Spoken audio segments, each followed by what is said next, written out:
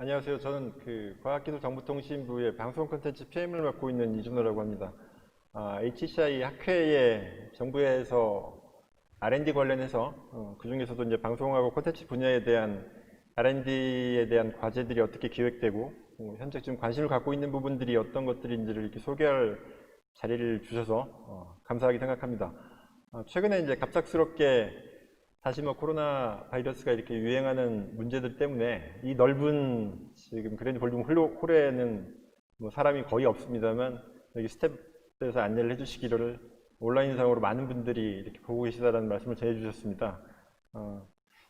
이게 굉장히 실망스럽거나 좀 아쉽다라기보다는 갑작스럽게 다시 유행한 이런 상황에 대해서 굉장히 좀 적극적으로 잘 대처를 하고 있다라고 보여지고 최근 한 6개월 정도 이런 혼란한 상황을 겪으면서도 아주 성공적으로 이렇게 대응을 해왔던 것처럼 지금의 위기도 잘 극복할 수 있을 거라고 보여집니다.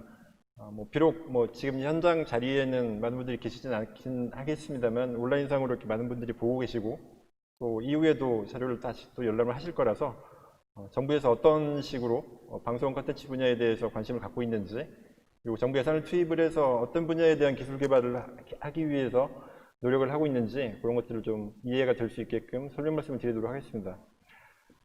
간단하게 좀 개념적으로 그러면 정부에서 R&D 하는 것들이 어떤 것들이냐라고 좀 예시를 들어서 설명을 좀 드리자면요. 제가 좀 앞 세션에서 페이스북에서 발표하는 내용들을 좀 들어봤었는데 온라인상으로 프레젠테이션 발표를 해주시고 그 내용을 다시 그랜드 볼륨 안에다가 다시 리플레이를 하는 식의 그런 식의 발표가 진행이 됐었는데 발표하시는 분은 명료하게 얘기를 하셨겠습니다만 그게 이제 온라인상으로 다시 비디오를 통해서 음성이 전달되다 보니 소리가 이렇게 제대로 좀 들리지 않는 그런 문제들이 있습니다. 최근에 이제 코로나로 인해서 원격 수업이나 아니면 재택근무, 화상회의 이런 것들도 많아졌는데 그때 또 발생하는 것들이 이제 화상회의 시스템에 대한 음질 문제 이런 부분들도 굉장히 기술적으로 큰 이슈가 있다. 해결을 해야 된다. 이런 과제도 좀 부각된 바가 있습니다.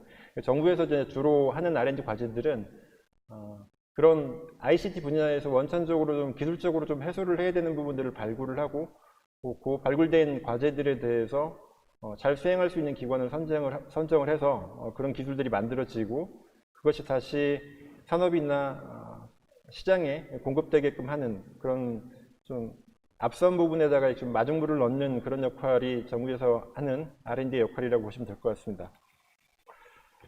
자료를 좀 많이 준비를 하지 못했습니다만 현재와 같은 상황에서 코로나 바이러스로 인한 영향을 얘기하지 않고는 넘어갈 수 없습니다. 지금 화면에 보시는 것도 온라인상에 있는 이미지라든가 이런 것들을 좀 가지고 와서 간단하게 설명을 하기 위해서 자료를 좀 만들어 놨는데 의외로 코로나 바이러스로 인한 코비드-19로 인한 ICT 분야에서는 긍정적인 효과들도 굉장히 많습니다. 해외에서 이게 나온 언론의 자료를 보면 지금 화면상에도 보이시다시피 누가 디지털 트랜스포메이션을 가장 잘 이끌 수 있느냐 CEO도 아니고 CTO도 아니고 코로나 바이러스가 디지털 트랜스포메이션을 가장 잘 이끌고 있다 그런 표현인데 우스갯소리이긴 합니다만 해외에서 나오는 이렇게 언론 자료들을 보면 전 산업 사회 각지에서 디지털 전환에 대한 작업들이 이루어지고 있는데 2년 정도 걸릴 작업을 코로나 바이러스로 인해서 한 2개월 정도 달성했다라고 하는 평가들이 좀 있습니다. 실제로 많은 사람들이 직면해 있는 위협 때문에 비대면으로 전환을 하거나 온라인을 기피하던 분야에서도 온라인을 쓸 수밖에 없는 상황이 됐기 때문에 당연히 이제 디지털에 대한 수요들은 좀 늘어나게 될 수밖에 없을 거고요. 제가 좀 더 강조를 해서 말씀드리고자 하는 부분들은 그렇게 온라인 디지털로 전환됐을 때 기계가 이해하는 디지털은 사실 사람한테는 별로 이렇게 의미 없는 숫자가 될 수 있을지 모르겠습니다만 그게 사람과 다시 인터랙션을 해야 되고 사람이 어떤 액션을 가해야 된다고 하면 그건 이제 컨텐츠 형태로 표현될 수밖에 없습니다. 그래서 컨텐츠에 대한 기술이 좀 중요한 거고요. 지금 화면 하단에 보시는 것처럼 노란색 그래프는 일반적으로 지금 ICT R&D를 하거나 기술 발전을 주도하시는 분들이 예상하는 커브들입니다. 어떤 새로운 신기술들이 만들어지고 그 기술들을 시장에 공급을 하면 이런 발전 속도는 굉장히 급격하게 이루어질 거다라고 기대를 하고 있습니다만 실제로 시장의 반응은 그렇지 않죠. 시장의 반응은 청색으로 되어 있는 아주 좀 낮은 기울기의 리니어한 형태로 발전을 하게 되는데 2020년 한 2월, 3월 경에 빨간색으로 보이는 것처럼 스파이크가 다시 튄 거죠. 코로나 바이러스로 인해서 마치 노란색의 그래프와 같은 기울기로 디지털 전환이 굉장히 좀 빠르게 전 분야, 산업, 사회 전 분야에서 급격하게 이루어지고 있다고 볼 수 있습니다. 최근에 대통령께서도 발표를 하신 바 있습니다만 한국형 뉴딜이라고 하는 계획을 발표한 바가 있습니다. 그 중에 디지털 뉴딜이 한 중요한 꼭지로 들어가 있는데 이것도 이제 정부 쪽 관련되어 있는 일을 하고 있는 입장에서 좀 부연적으로 좀 설명을 좀 드려야 될 것 같습니다. 그러니까 한국형 뉴딜이라고 하는 것들은 코로나 바이러스가 아니다 하더라도 디지털 트랜스포메이션에 의한 패러다임, 각 산업 사회에서 패러다임 전환이 이루어지고 있는데 그 패러다임 전환기와 더불어서 이제 코로나로 야기된 경제에 대한 침체나 위기 이런 부분들에 대한 위기의식들이 되게 크거든요. 그래서 그런 위기를 극복을 할 수 있게끔 미국에서 뉴딜이 있었다고 하면 우리나라는 미국에 있는 뉴딜에 버금갈 수 있는 그것보다 더 좋은 효과를 얻을 수 있을 정도의 한국형 뉴딜을 좀 추진해보자라고 해서 많은 예산을 좀 투입을 하고 경제 부흥을 이끌어내기 위한 국가적인 발전 전략이라고 보시면 될 것 같습니다. 한국형 뉴딜 사업의 구성을 보면 그 안에는 세부적으로 디지털 뉴딜이라고 하는 것과 그다음에 그린 뉴딜 그리고 안전망 강화 좀 세 가지 축이 있는데 지금 하단에 있는 각 꼭지들은 디지털 뉴딜하고 그린 뉴딜에 대한 내용들만 좀 발표를 한 겁니다. 가장 좀 돋보이는 부분들이 이제 DNA 생태계 강화라고 하는 부분이 보이실 텐데 데이터 네트워크 AI를 얘기를 하는 겁니다. 그러니까 디지털 전환이 이루어진 환경 내에서 데이터와 그 데이터들이 움직이는 네트워크 그리고 지능적으로 데이터를 해석을 하고 어떤 자동화되어 있는 지능화되어 있는 처리를 하기 위한 AI는 무엇보다도 중요한데 그런 AI 기반의 산업 사회 전반에 대한 변혁을 이뤄내기 위해서는 먼저 딥러닝 같은 경우에는 데이터 셋을 구축을 해야 되고 그걸로 이제 학습을 통해서 어떤 지능을 좀 만들어내야 되는 먼저 좀 구축돼야 되는 부분들이 있습니다. 그래서 데이터 구축을 굉장히 중요하게 생각을 하고 있고요. 그다음에 이제 교육 인프라도 비대면으로 전환되고 있기 때문에 교육 인프라 자체도 디지털로 전환을 해야 되겠다라고 하는 주요한 과제를 꼽은 바 있고요. 그리고 이제 비대면 산업 육성에 대한 것들도 중요하게 좀 추진하고 있는 것들입니다. 비대면 산업 육성 같은 경우에는 앞서 잠깐 말씀드렸던 것처럼 이제 그간에는 아무런 경계감 없이 당연하다고 생각했던 오프라인 비즈니스나 오프라인 대면 활동을 비대면 환경에서 할 수 있는 방법들이 무엇인가, 비대면으로 어떻게 오프라인에서 했던 것과 동일하게 효과를 낼 수 있는가, 그런 그 산업 분야들을 좀 발굴을 하고 그런 산업에서 디지털 기술들이 좀 적용될 수 있는 과제들을 선별을 해서 기업들이 수행을 할 수 있게끔 지원하는 사업들이 다양하게 펼쳐지고 있다고 보시면 될 것 같습니다.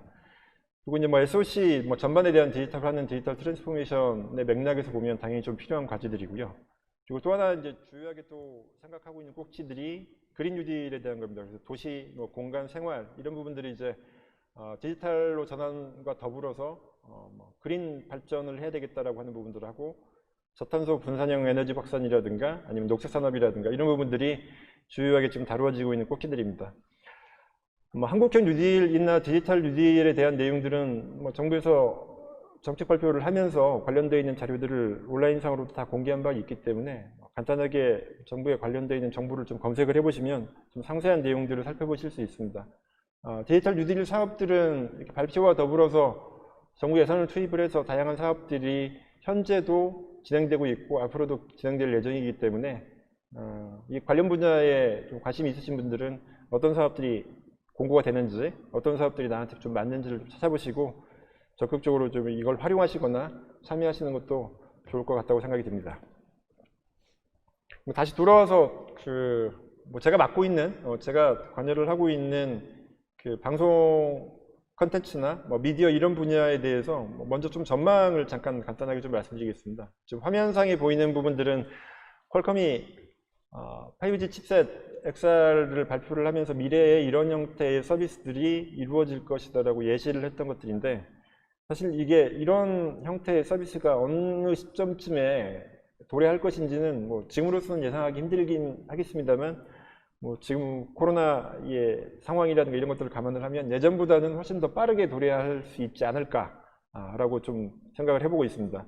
좌측 상단 같은 경우는 이제 자율차 환경 내에서의 뭐 비디오 스트리밍, 뭐 컨퍼런싱 뭐 이런 것들 얘기를 하는 건데, 뭐 5G나 이런 것 자율차들이 상용화되고 실제로 활용할 수 있는 상태가 되면 자동차 환경은 미디어나 컨텐츠를 소비하는 가정보다도, 어떻게 보면 가정보다도 훨씬 더 많은 시간을 소비를 하는 중요한 매체가 될 수 있습니다. 그래서 이동 중에도 뭐 100Mbps 이상급의 네트워크 밴드위스를 확보를 해서 고품질의 컨텐츠를 쓸 수 있게끔 하는 환경들이 도래할 것이다 라고 전망을 하고 있고요. 그다음에 우측 같은 경우는 뭐 소셜 쉐어링, 뭐 클라우드 베뉴라고 표현되어 있습니다만, 현재 뭐 경기장 같은 데서 이루어지는 스포츠 이벤트 같은 것들은 현장에 가야 이제 체감할 수 있는 내용들이 좀 있죠.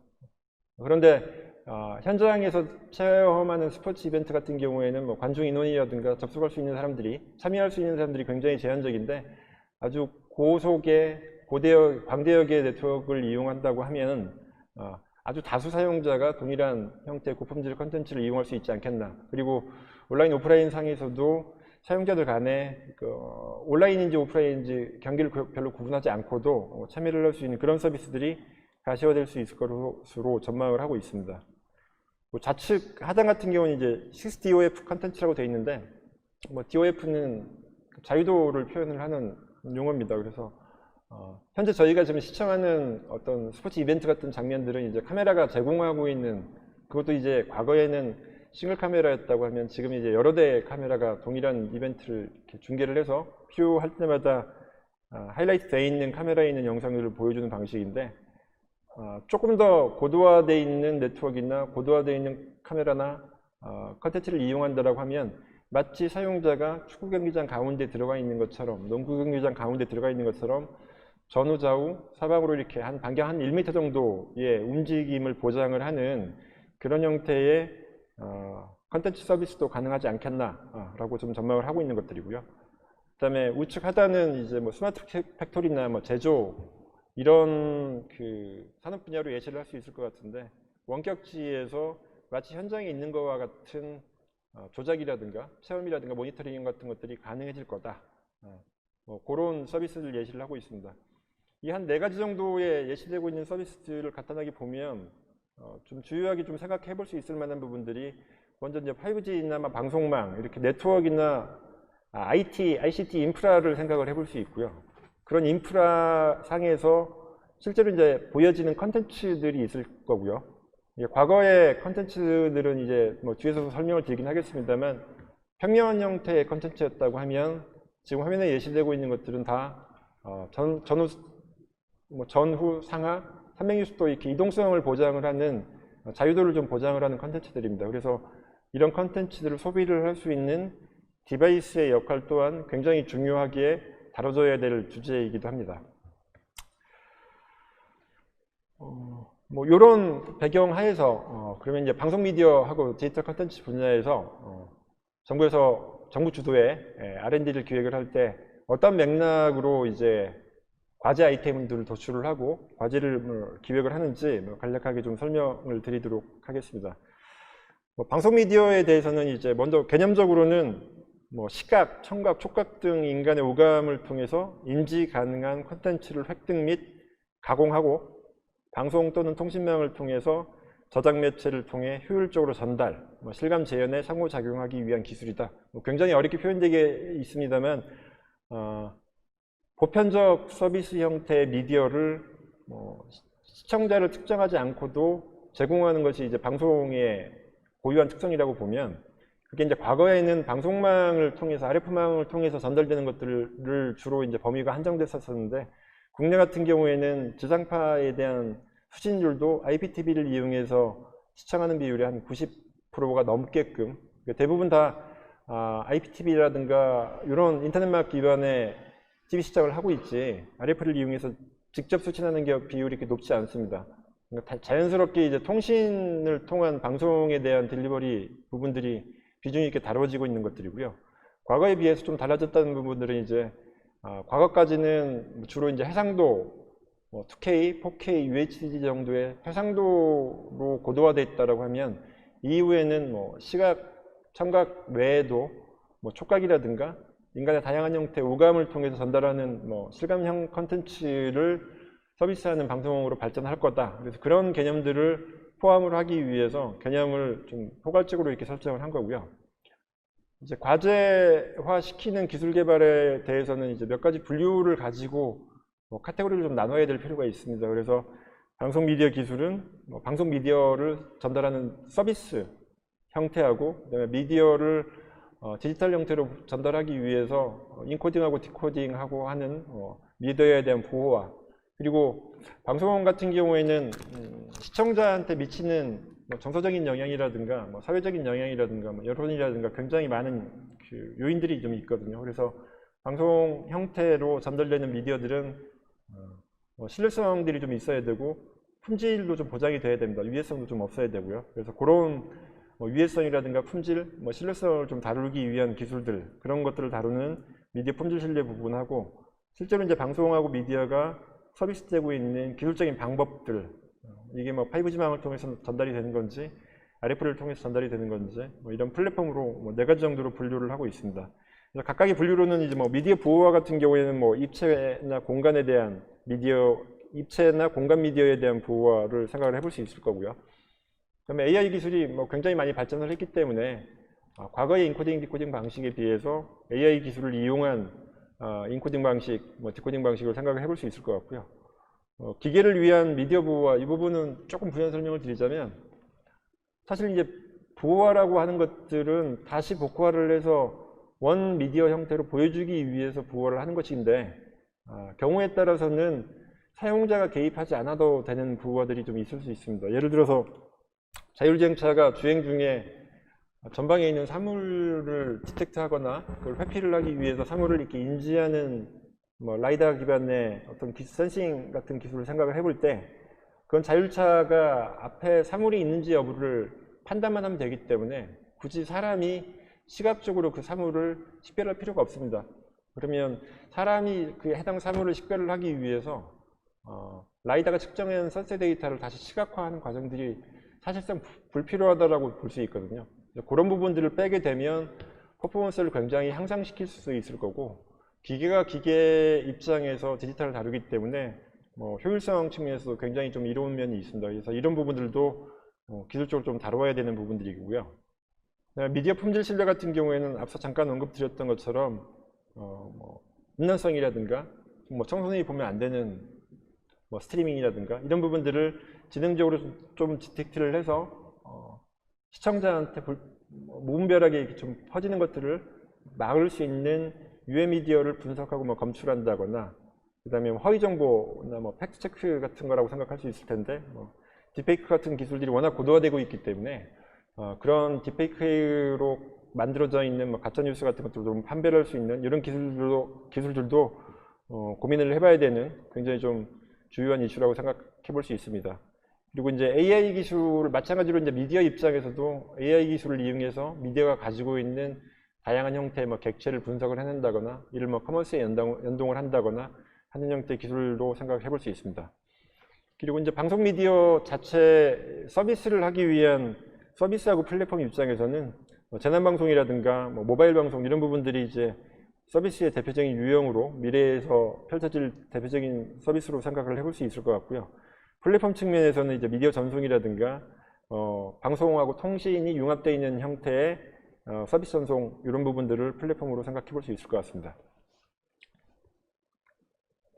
이제 반면 디지털 컨텐츠는 앞에서 말씀드렸던 방송 미디어하고는 입장이 조금 다릅니다. 그러니까 방송 미디어는 만들어져 있는 미디어를 만드는 부분들, 획득하는 부분들이라든가 편집하는 부분들이 방송 미디어에 포함이 되긴 합니다만, 만들어지는 부분들 외에도 이게 주로 이제 서비스하는 쪽에 초점이 좀 맞춰져 있다고 하면, 디지털 컨텐츠는 그 어플리케이션 형태나 앱 형태가 될 수도 있는데, 컨텐츠를 직접 만들어내는 부분에 집중되어 있는 기술 분야라고 볼 수 있습니다. 그래서 개념적으로는 정보통신 기술을 이용해서 개발자의 의도를 디지털 형태로 구현하고 사용자의 감각을 통해서 표현하고 전달하는 도구라고 개념적으로 정의를 하고 있고, 범위로는 디지털 컨텐츠를 구현하기 위한 과정을 생성 가시와 인터랙션 플랫폼 한 4가지 정도의 단계로 구분을 했습니다. 그래서 그 생성 부분 같은 경우에는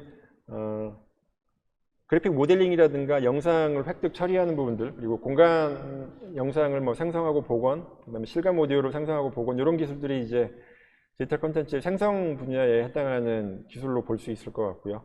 그다음에 가시화 부분은 뭐 시각적인 표현이라든가 청각적인 표현, 그리고 홀로그램 가시화라든가 오감에 대한 표현, 이런 부분들이 가시화 영역에 속할 수 있을 것 같습니다. 그리고 기술이 진보하면서 이런 디지털로 만들어져 있는 객체를 사용자가 직접 다루고 상호작용하기 위한 여러 가지 인터랙션 기술들이 포함될 수 있는데, 뭐 XR 인터랙션이라든가 본 학교에서 많은 관심을 가지고 있는 HCI에 해당하는 뭐 휴먼 인터랙션, 그다음에 생체의 신호 기반의 뭐 센싱이라든가 이런 기술들을 활용을 한 인터랙션 부분도 포함될 수 있는 기술이라고 보여질 수 있습니다. 그리고 이제 마지막으로 플랫폼은 앞서 말씀드렸던 방송 미디어에서 다루고 있는 플랫폼이랑은 약간 좀 개념이 좀 다른 게, 어플리케이션들이 유통되거나 아니면 제작되고 실제 활용되는 그런 플랫폼들을 디지털 콘텐츠의 플랫폼 분야에서 다루고 있다고 이해하시면 될 것 같습니다. 방송 미디어하고 디지털 콘텐츠의 관계를 약간 좀 부연 설명을 좀 드려야 될 것 같아서 화면을 하나 만들었는데요. 화면상에 보시는 것처럼 콘텐츠나 미디어를 컨텍스트 컨테이너 컨텐츠의 관계로 놓고 볼 때 좌측에 있는 화면은 주로 디지털 컨텐츠가 발전되어 왔던 기술에 대한 흐름이고, 우측 같은 경우에는 미디어가 발전해 왔던 그 기술 분야라고 보시면 될 것 같습니다.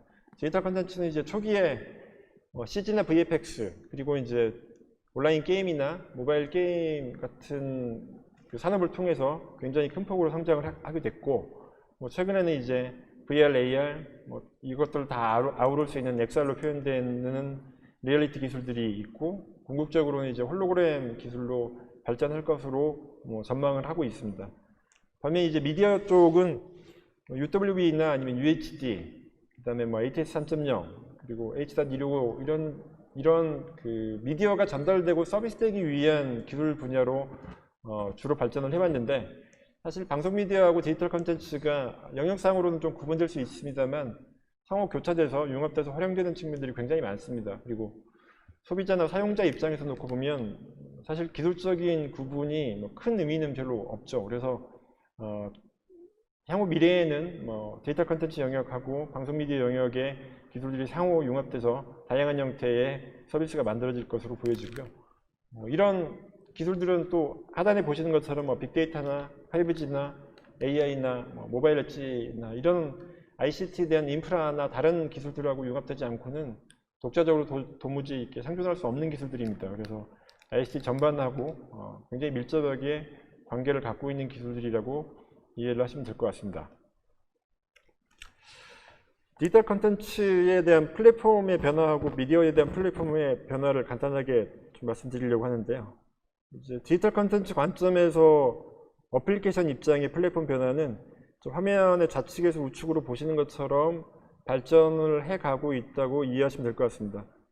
초기에 디지털화되어 있는 그 어플리케이션들 같은 경우에는 주로 이제 CG나 렌더링이나 3D 엔진이라든가 이런 것으로부터 발전을 해왔는데, 이때는 이 어플리케이션들을 사용하는 사용자의 입장이나 이 어플리케이션들을 제작하는 제작자의 입장에서 상호 간의 프로토콜이 좀 맞아져 있는 상태라고 말씀드릴 수 있습니다. 무슨 말씀이냐면 사각 형태의 디스플레이에 컨텐츠가 표현될 거다라고 하는 것들이 암암리에 이미 약속되어 있었기 때문에 컨텐츠를 개발하는 사람들은 디스플레이에 맞춰가지고 컨텐츠를 만들면 됐고요. 소비하는 사람들도 자기 디바이스에 맞춰서 컨텐츠를 플레이하고 활용만 하면 됐는데, 이게 이제 AR, VR로 넘어가면서부터는 양상이 좀 달라지는 거죠. VR, AR 입장에서 보면은 사용자가 어느 시점에 어느 방향으로 이동을 해서 컨텐츠를 소비할지 모르기 때문에 삼행시도 전방위에 대한 컨텐츠를 다 만들어야 되고, 이러한 변화를 좀 촉진하게 된 것들은 이제 모바일이나 스마트폰으로 모빌리티에 대한 내용들이 워낙 편리하게 이용이 되고 있었기 때문에 아직까지 이 시대까지 도래하지는 않았습니다만 VR, AR이 생각만큼 시장에 크게 확산되지 못하는 주요한 이유 중에 하나가 개발 측면하고 소비 측면에 상호 약속되어 있는 프로토콜들의 정합점들이 아직은 완성되지 않았다, 그렇게 평가를 할 수 있을 것 같습니다. 궁극적으로는 이제 홀로그래피 형태로 기술이 발전하게 되면 디스플레이에 갇혀져 있는 뭐 컨텐츠가 공간으로 이렇게 튀어나오는 그런 부분으로 이렇게 전망을 해볼 수 있을 것 같고요. 단적으로 평면에서 이제 공간으로 확장을 해나가고 있고, 사용자 입장에서는 수동적인 시청이나 패시브한 이용에서 능동적인 상호작용 형태로 고도화되고 있다라고 말씀드릴 수 있을 것 같습니다. 플랫폼, 미디어의 플랫폼 입장에서도 뭐 변화가 많이 이루어지고 있고, 더더욱 변화들은 좀 가속화될 것으로 전망이 됩니다. 과거 좌측 상단에 있는 방송 미디어 같은 경우에는 흔히 얘기할 수 있는 지상파 형태로 그냥 안테나를 통해서 전송되는 전파를 댁내에서 안테나를 통해서 수신해가지고 TV를 통해서 보는 형태였는데, 이게 이제 IT 기술들이 방송 미디어에 좀 적합이 되면서 뭐 케이블 TV나 IPTV 형태로 발전을 하게 됐고요.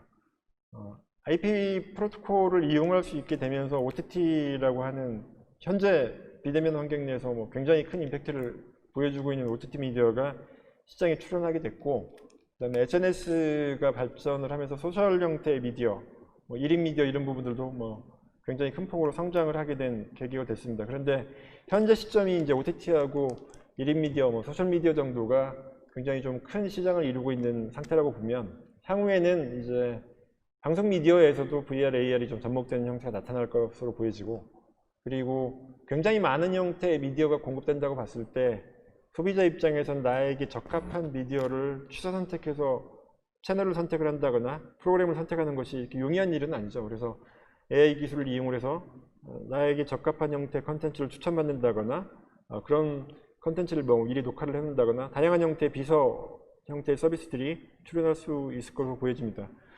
보다 좀 더 궁극적으로 이제 발전을 하게 되면 이제 홀로그램 형태의 미디어가 될 것이고, 그리고 이제 미디어가 다른 산업과 융합되어 있는 형태의 새로운 시장들이 만들어질 것으로 보여집니다. 여기에서도 이제 주요하게 좀 생각을 해볼 수 있을 만한 키워드들이 단방향에서 양방향 형태로 발전을 하고 있고, 그리고 이제 공급자 중심에서 소비자 중심으로 트렌드가 바뀌어 나가고 있다는 점, 그리고 개인화, 맞춤형 형태의 뭐 미디어가 굉장히 중요해지고 있다라고 말씀드릴 수 있을 것 같습니다. 지금 화면에 보시는 것은 뭐 디지털 디바이스에 대한 진화입니다. 사용자가, 시청자가, 소비자가 어떤 형태의 미디어를 쓰던 ICT 디바이스 입장에서 놓고 보면 성능은 계속 고도화되고 품질은 보다 향상되고 기능은 보다 복잡해지는 양상으로 발전을 하고 있습니다. 그래서 뭐 라디오, 청각 같은 경우에 보시면 뭐 라디오로부터 시작해서 뭐 2채널, 5.1 채널, 6DOF 채널 정도까지로 계속 발전을 하고 있는 형태이고, 뭐 TV 같은 경우에도 뭐 지금 시중에 나가서 4K TV 아닌 UHD TV 아닌 TV를 선택할 수 없을 정도로 해상도가 아주 고도화됐고요. 이런 UHD TV는 뭐 8K, 16K 궁극적으로는 이제 홀로그램 형태의 TV로 발전을 할 것이라고 전망을 하고 있고, 무엇보다도 가장 큰 이슈를, 그리고 가장 관심들이 많이 가져가고 있는 부분들은 VR, AR 관련되어 있는 부분이죠. 뭐 VR, AR에 대해서는 뒷부분에서도 좀 설명을 드리긴 하겠습니다만, 미디어 쪽에서도 AR을 이용한, VR을 이용한 미디어가 시장이 많은 관심들을 좀 받고 있는 뭐 그런 상태라고 이해하시면 될 것 같습니다.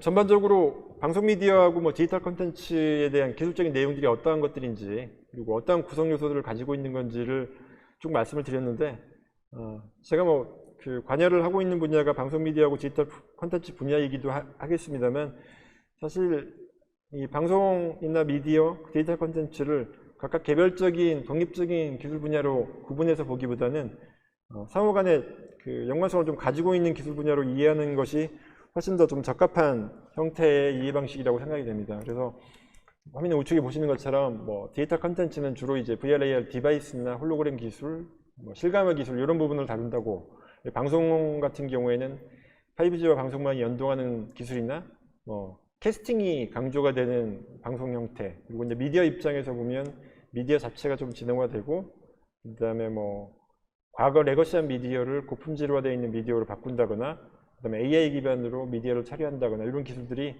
상호를 이렇게 연동돼서 새로운 시장과 산업을 만들어낼 수 있을 거라고 기대를 하고 있습니다. 서두에 말씀드렸던 것처럼 이제 그 정부 입장에서 보면 예산을 확보를 해서 산업체, 그다음에 뭐 대학, 그다음에 연구소 등에서 R&D를 할 수 있는 부분들, 뭐 충분하지는 않습니다만 R&D를 할 수 있게끔 과제를 기획을 하고 그런 기회 여건을 마련하는 것이 뭐 정부 역할이어서 그러한 과제를 기획을 할 때 몇 가지 이제 기준점을 좀 가지고 갈 필요가 있습니다. 그래서 현재 지금 ICT 분류 중에서는 방송 미디어하고 디지털 컨텐츠에 대한 카테고리가 별개로 구분되어 있는데, 먼저 디지털 컨텐츠 같은 경우에는 가상공간 객체 감각에 대한 디지털 정보를 생성하는 그런 기술, 뭐 소분류의 기술 카테고리를 하나 가지고 있고요. 그다음에 시각을 비롯해 감각을 통해서 디지털에 대한 컨텐츠를 표현하는 그런 카테고리를 하나 가지고 있고, 디지털 객체에 대한 상호작용하고 사용자의 의도를 인식을 하는 인터랙션에 대한 카테고리, 그리고 디지털 컨텐츠를 제작, 개발하고 서비스하는 플랫폼에 대한 카테고리 4가지 정도를 가지고 있습니다. 앞서 잠깐 말씀드렸던 것처럼 이제 뭐 컨텐츠 생성 부분에는 뭐 그래픽 모델링이라든가 뭐 홀로그램 영상을 획득한다거나 뭐 오감을 디지털 형태로 생성한다거나 이런 부분들이 이제 아주 요소적인 기술로 놓고 보면 나눠 볼 수 있을 것 같고요. 가시화 부분에서는 이제 시각적인 표현이나 청각적인 표현, 시각, 청각 표현들은 많이 다루었던 주제이기도 한데 더 나아가서 뭐 촉각이라든가 후각, 미각을 아주 정밀하게 다루기 위한, 그리고 또 다른 주요한 꼭지 중에 하나인 뭐 홀로그램에 대한 표현, 가시화 부분들도 주요하게 다뤄지고 있는 기술 분야입니다. 그다음에 인터랙션 분야는 뭐 아직 현재도 뭐 난제가 되게 많은 부분들이고 앞으로도 굉장히 좀 중요할 거라고 생각이 되는 분야인데, 디지털로 표현되어 있는 그 가상 객체가 단순히 패시브하게 사용자한테 전달하기 위한 게 아니라 상호작용을 해서 어떤 효과를 나타내기 위해서는 조작하고 다자가 참여를 해서 동일한 각 객체를 이렇게 다루고 하는 부분들이 아주 중요한 과제입니다. 그래서 인터랙션 분야에는 뭐 그래픽스나 XR, 그다음에 뭐 휴먼 제스처에 대한 인터랙션, 그다음에 생체 신호를 이용한 인터랙션이라든가 다양한 형태의 주제들이 다뤄지고 있다고 보시면 될 것 같습니다. 마지막으로 이제 컨텐츠 플랫폼 같은 경우에는 앞서 언급을 드렸던 것처럼 컨텐츠가 유통되고 뭐 제작하는 SDK라든가 그다음에 클라우드 기반의 컨텐츠 활용이라든가 이런 부분들이 다뤄지고 있는 기술 꼭지라고 이해하시면 될 것 같습니다. 현재 저희가 지금 보고 있는 디지털 컨텐츠 R&D에서 주요한 이슈는 앞으로 디지털 컨텐츠는 뭐 초실감이나 지능형 컨텐츠로 발전을 할 것 같다. 그래서 핵심적인 꼭지로는 뭐 실감화, 초실감화 같은 경우에는 저지연 다감각 생체 신호 기반의 인터랙션 기술에 좀 집중을 해야 되지 않나. 그리고 이런 디지털 컨텐츠 기술이 과거에 뭐 영화나 뭐 게임이나 엔터테인먼트 분야에 주로 쓰였다고 하면 실질적으로 산업에 굉장히 큰 임팩트를 줄 수 있을 만한 부분들은 제조나 교육, 훈련 이런 분야, 의료 이런 분야에 융합됐을 때 산업적으로 좀 큰 파급 효과가 있기 때문에 다양한 산업과 융합되는 ICT 융합이 뭐 중요한 꼭지일 것 같고, 이렇게 다루는 데이터들이 다 디지털화되면 당연히 뭐 AI 기반으로 이렇게 지능화시키는 부분들이 훨씬 더 유용하기도 하고, 지능화를 통해서 효율성이라든가 활용 분야가 확대될 수 있기 때문에 지능화에 대한 부분들, 그리고 제일 마지막에 있는 고성능 경량화는 디스플레이, 평면 디스플레이 형태로 컨텐츠를 이용하는 게 아니라 AR 글래스나 VR이나 더 나아가서는 XR 디바이스로 컨텐츠를 이용하기 때문에 디바이스에 대한 중요도가 무시할 수 없는 부분입니다. 그래서 디바이스 자체를 장시간 사용할 수 있게끔 경량화 시킨다거나, 그럼에도 불구하고 고성능으로 대량의 데이터를 처리할 수 있게끔 만드는 이런 부분들에 대한 꼭지들이 디지털 컨텐츠 R&D에서 주요하게 다뤄지고 있는 주제라고 말씀드릴 수 있습니다.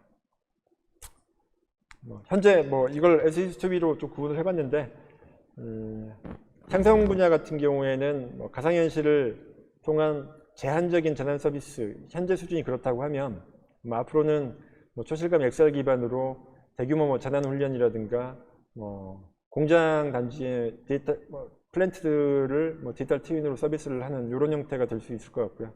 가시화 같은 경우에도 2D 디스플레이 중심의 영상 컨텐츠가 리얼 홀로그램 기반의 텔레프리센스 서비스로 발전한다거나, 인터랙션 같은 경우에는 이제 가상객체를 다루는데 발생할 수밖에 없는 이질감을 좀 제거하는 뭐 그런 분야가 좀 고도화될 것 같고, 플랫폼 쪽은 뭐 지능화를 통해서 편의성이 좀 향상되는 쪽으로 발전하지 않을까 싶습니다.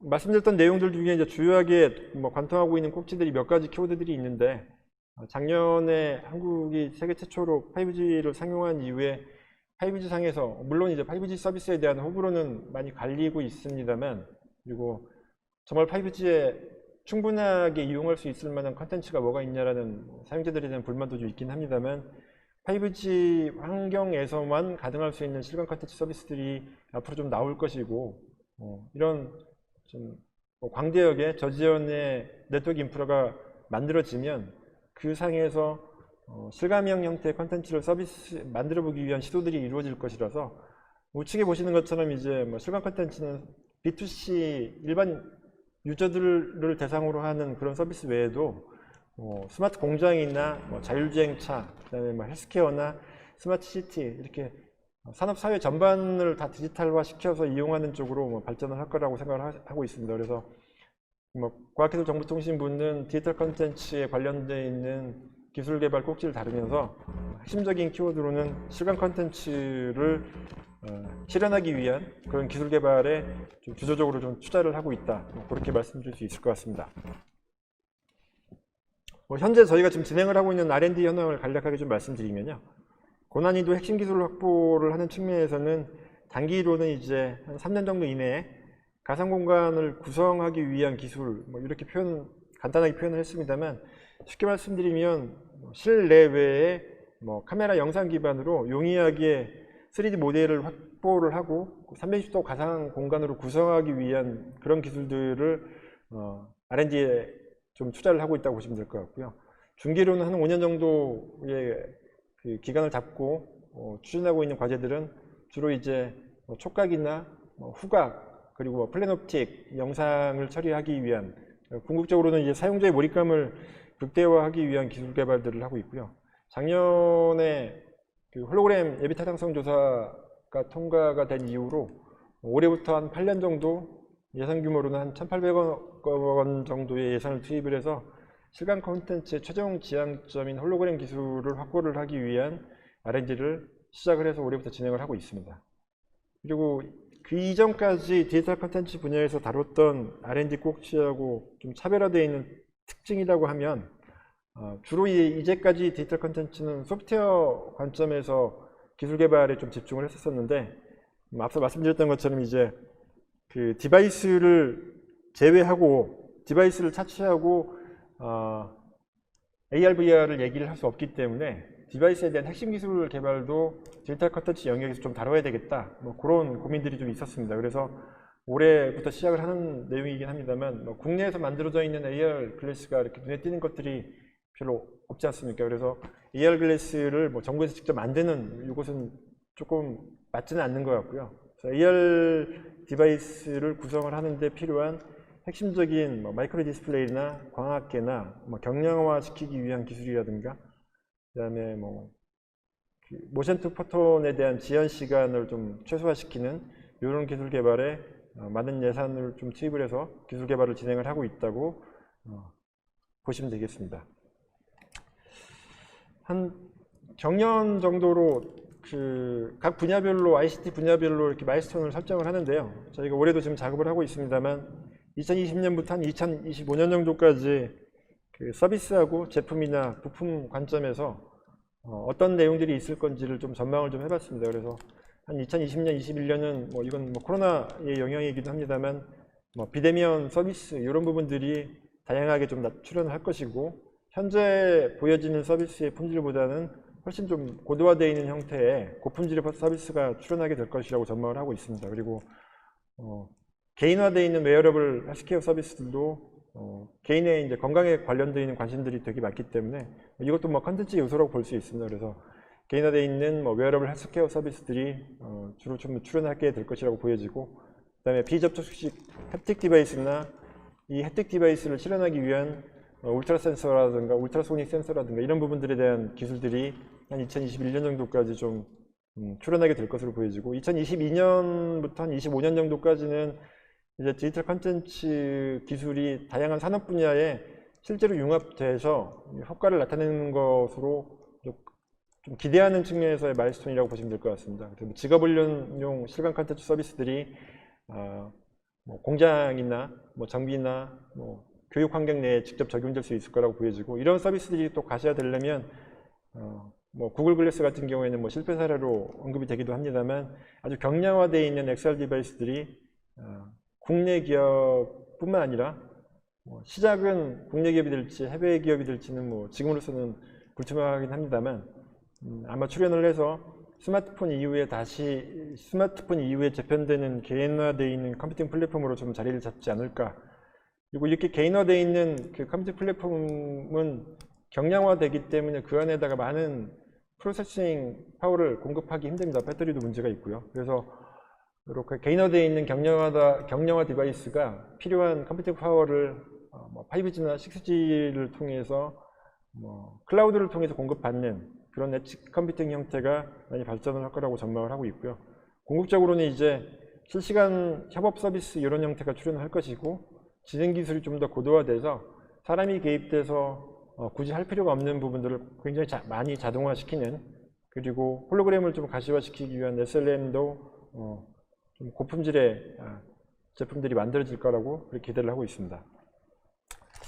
기술 꼭지로 보면 적색으로 주요한 기술들에 대해서 몇 가지를 좀 언급을 했는데, 현재 지금 R&D를 진행을 하고 있는 부분이기도 합니다만, 컴퓨터가 생성을 해내는 홀로그램 기술을 한 22년 정도까지, 그리고 그 생성 분야에서는 최소의 학습량을 가지고 컨텐츠를 자유로 생성하는 기술들이 한 25년 정도까지 만들어져야 될 거라고 생각을 하고 있고요.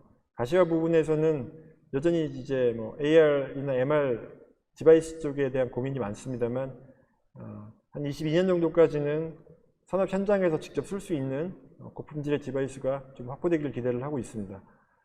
그리고 인터랙션 분야는 주제가 워낙 광범위해서 몇 가지의 기술로 이렇게 특정하기는 힘들겠습니다만, 응용 분야에서는 비접촉식 셔틀 디바이스가 그나마 활용처가 굉장히 많은 기술로 전망이 되고 있어서 그런 기술들을 개발하기 위한 R&D에 좀 많이 집중 투자할 예정이고요.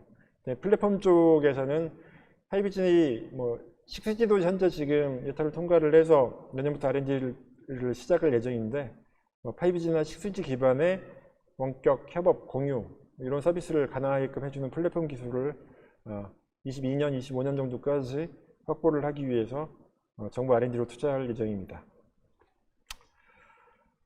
말씀드렸던 내용들이 이제 데이터 컨텐츠 쪽의 기술 분류와 주요하게 추진하고 있는 R&D 내용들이었고요.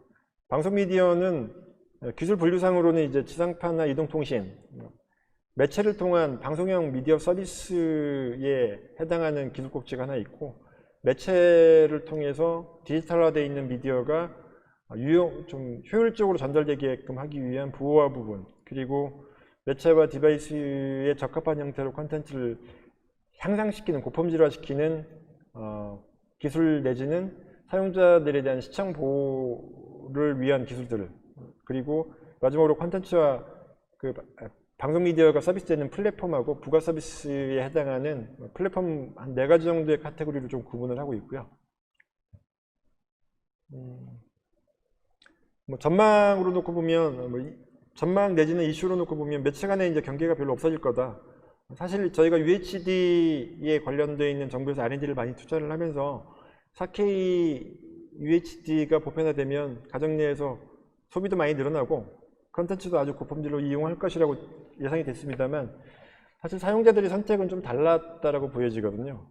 그러니까 4K 정도의 화질을 필요로 하기보다는 손안에 들고 다니는 모바일 폰을 통해서 언제 어느 때나 좀 손쉽게 보는 부분을 더 많이 선택을 했고, 그로 인해서 UHD는 현재까지는 기대하는 것만큼 방송사들의 미디어 제작도 좀 많이 이루어지고 있지 않아서 기대한 만큼 이렇게 발전이 이루어지고 있지는 않습니다만, 기술은 계속 발전을 하기 때문에 매체 간의 경계는 해소가 될 것이다.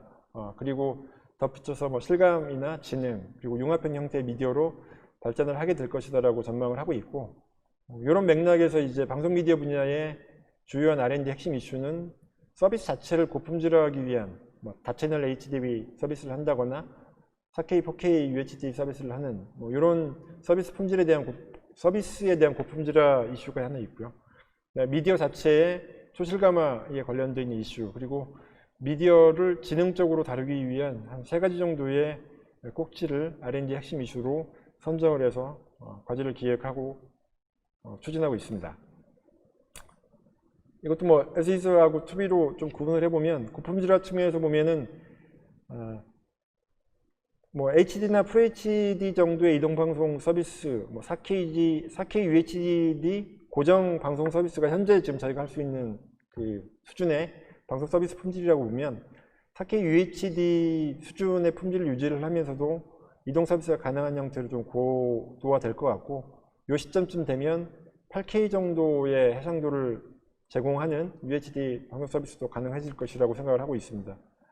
그리고 부호화 측면에서 보면은 기존의 부호화 방식은 이제 입체 공간 미디어를 부호화하는 것들은 현실적으로 좀 불가능한 상황입니다. 그래서 입체 공간 미디어로 미디어가 고도화된다고 봤을 때 이에 대응하는 부호화 기술들이 만들어질 거고, 이런 부호화 기술들은 현재 방식보다는 뭐 AI 기반의 부호화로 발전을 할 것이라고 전망을 좀 하고 있습니다. 그리고 마지막으로 이제 미디어 지능화 측면에서 보면 방송 미디어에 대한 산업에 대한 범위를 좀 확대를 할 필요가 있겠다. 그래서 방송 미디어 산업이라고 하면 주로 이제 방송사들이나 케이블 방송이나 뭐 일부 이제 1인 미디어로 좀 확대가 되긴 했습니다만, 여전히 산업의 두께로 놓고 보면 그 두께가 그렇게 두꺼운 편은 아니거든요. 그래서 미디어가 가지고 있는 정보를 지능적으로 좀 분석을 해서 이렇게 객체화되어 있는, 레이블링 되어 있는 그 미디어를 커머스에 좀 이용한다거나 다른 산업과 좀 융합을 한다거나 교육 분야에서 활용한다거나, 활용 범위는 되게 넓습니다. 그래서 미디어 산업이 다른 산업과 융합되게끔 하기 위한 산업의 범위를 좀 확대하는 부분으로 좀 발전하게 될 것이라고 전망을 하고 있고요. 그런 융합 환경 내에서 필요한 기술 개발들도 선제적으로 좀 투자를 해서 확보를 해야 될 필요가 있다. 그렇게 고민을 좀 하고 있다고 보시면 될 것 같습니다.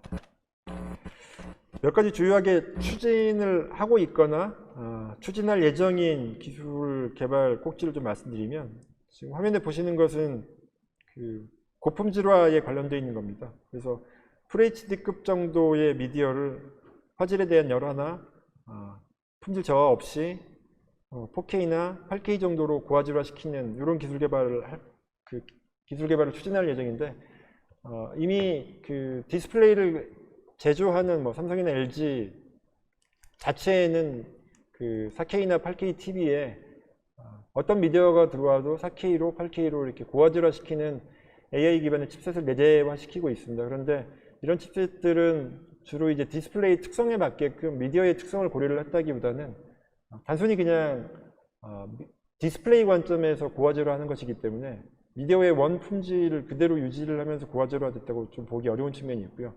또 하나의 큰 장애 요인은 단말 쪽에서 고화질화를 하게 되면 고화질화되어 있는 미디어 컨텐츠를 활용할 수 있는 부분들이 굉장히 제한적입니다. 그래서 R&D를 통해서 확보를 하려고 하는 부분들은 클라우드 기반의 컴퓨팅 파워를 이용을 해서 아카이빙 되어 있는 컨텐츠를 기존의 SD급을 뭐 4K 정도까지로 고화질화 시키겠다라고 하는 게 목적인 거고요.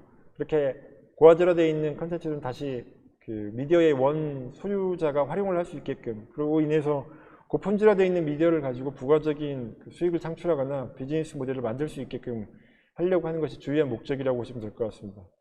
고화질화의 내용은 뭐 해상도만이 이슈는 아닙니다. 그래서 사격이라든가 프레임 레이트 이런 부분들도 좀 고화질화의 중요한 꼭지를 놓고 보고 있고, 클라우드 기반의 헤드엔드 단에서의 고품질화에 대한 기술 개발을 추진하고 있다고 말씀드릴 수 있겠습니다. 다른 기술 꼭지는 그 화면의 우측에 잠깐 보시면 저희가 전통적으로 TV나 디스플레이는 사각형, 렉탱글 형태의 디스플레이라고 인식되어 있는데, 최근에 그 양상들이 좀 많이 바뀌어가고 있거든요. 미국에서도 뭐 큐비라고 하는 세로 형태로 보는 미디어 OTT 서비스가 출연한 바가 있고요. 삼성전자에서 나오는 TV들도 스위처블한 형태, 가로 세로가 이렇게 변환되는 형태의 디스플레이도 출연하고 있고, 그다음에 뭐 샤이니즈라든가 다양한 매체에서 가로 형태 디스플레이가 아닌 세로 비율의 디스플레이를 이용한 컨텐츠들에 대한 비율이 좀 높아지고 있는 상황입니다. 즉 사용자가 필요에 따라서 가로가 아니라 세로 형태로 디스플레이를 활용할 수 있는데 여전히 기존에 만들어져 있는 미디어들은 대부분 다 4:3 내지는 16:9의 가로 형태 비율이기 때문에 세로 형태의 디스플레이는 좀 맞지 않는 부분들이 있어서 얘를 AI 기술을 이용을 해서 미디어가 가지고 있는 원 스토리 라인을 깨지 않고 세로 비율로 변환을 한다거나 고품질화 시키는 이런 기술 개발을 뭐 추진하겠다고 한 것이 현재 계획이라고 보시면 될 것 같습니다. 그리고 이제 다른 꼭지는 그 미디어 안에 굉장히 많은 양의 정보를 가지고 있거든요. 예를 들어서 뭐 드라마라고 하면 배우가 뭐 입고 있는 옷이라든가 들고 나오는 상품이나 배경지나 뭐 이런 것들을 다 디지털 단위로 객체로 나누게 되면 각각의 요소들이 하나의 의미를 갖고 있는 굉장히 유용한 정보입니다. 과거에도 IPTV에서 메타데이터를 활용하기 위한 뭐 표준화 작업들도 많이 하고 했었습니다만 그 당시에 메타데이터에 대한 처리는 주로 수동 입력에 의한 메타데이터였기 때문에 입력자가 해당 미디어에 대한 객체를 정확하게 입력하지 않으면 그 정보를 좀 활용하기 좀 어려운 측면이 있었는데 저희가 지금 추진하려고 하는 메타데이터 기술은 그 AI 기술을 이용을 해서 좀 지능화시켜서 메타데이터를 추출하고 걔를 활용하겠다는 거라서요. 메타데이터를 만들어내는 것이 주요한 목적이라기보다는 메타데이터를 추출하는 방법, 걔를 활용하는 방법에 주로 포커스가 맞춰져 있다고 보시면 될 것 같습니다. 방송 미디어 분야의 뭐 주요한 기술 꼭지에 대한 마일스톤은 뭐 서비스 분야에서 보면은 2020년 현대로 놓고 보면 지상파 UHD나 뭐 재난방송 서비스 이런 것들이 될 수 있을 텐데 한 23년 정도 되면은 AR 방송도 가능해지지 않을까. 그러면 한 25년 정도 되면 뭐 비대면 디지털 언택트 미디어 서비스 뭐 이런 것들도 가능해지지 않을까. 서비스가 제공되고 있는 플랫폼 또한 뭐 블록체인 기반의 뭐 미디어 유통이라든가 이런 기술들이 실용화될 수 있지 않을까 그렇게 기대를 하고 있고요. 5G하고 방송망 연동 같은 경우에도 뭐 기존의 미디어들은 대체로 방송망 RF를 통해서 전달되는 것이라고 뭐 고정관념처럼 인식되어 있는데 5G랑 연동을 하게 되면 커버리지를 좀 늘린다거나 다양한 형태의 부가 서비스를 좀 이용할 수 있습니다. 그래서 그런 기술 개발에 좀 집중을 하고 있는 셈이고 라이트필드나 뭐 60웨이프에 대한 입체 공간 미디어에 대한 압축 기술 같은 것들도 주요하게 다루고 있는 꼭지라고 이해하시면 될 것 같습니다. 마지막으로 한 가지만 더 말씀을 드리려고 하는 것이 저희가 이제 정부 주조의 R&D 과제를 기획을 할 때는 화면 상단에 보시는 것처럼 이제 기술 수요를 접수를 하고 전문가분들을 모셔가지고 과제 기획을 진행을 한 다음에 기획된 과제를 매년 이렇게 1, 2월 정도에 공모를 해서 수행하는 방식입니다. 그런데 좀 화면에 하나 예시를 들어드렸던 게 저희가 수요 접수됐던 내용인데 뭐 홍보 효과 극대화 및 관광산업 발전을 위한 빅데이터 기반의 챗봇 및 미디어 파사드 플랫폼 개발. 제목은 뭐 굉장히 좋습니다. 그런데 기술 개발을 하기 위해서는 기술 개발을 하기 위한 과제 기획에서는 실제로 과제 내용들이 좀 도출이 돼야 되고 기술 내용이 좀 도출이 돼야 되거든요. 그래서 이렇게 접수됐던 내용들은 전문가분들의 논의를 통해서 다시 또 기술 단위의 내용으로 그룹핑되거나 재편됩니다. 그래서 예를 들어서 지금 홍보 효과 극대화 및 이런 기술 수요는 비정형 공간에 대한 디스플레이 기반 미디어 파사드 기술 개발 이런 형태로 다시 리네이밍이 될 수 있을 것 같거든요. 그래서 그 기술 수요를 제기를 적극적으로 좀 해주시고 수요를 제기를 하실 때도 최종적인 결과보다는 어떤 기술을 개발할 것인지 R&D 관점에서 기술에 대한 내용들이 좀 부각되게끔 수요를 제기를 해주시면 저희가 그 내용들을 검토를 하고 과제를 기획을 할 때 훨씬 더 원 의도에 좀 충실해서 과제를 기획할 수 있지 않을까 싶습니다. 뭐 정부 R&D에 대해서 뭐 참여를 하고 계시는 교수님들도 많이 계시고 또 그렇지 않고 잘 모르고 계시는 분도 많긴 합니다만 정부에서 방송 미디어 디지털 콘텐츠 분야에서 투입하는 R&D 예산이 아주 많지는 않습니다만 좀 위험성이 높은 부분들은 정부가 리스크를 안고 좀 R&D를 추진하고 있는 입장이기 때문에 앞으로도 좀 많은 관심을 좀 가져주시고 정부 촉진 기획평가원이라든가 이런 부분도 좀 확인해 보시면 과제에 대한 내용이라든가 이런 것들을 확인할 수 있을 것 같습니다.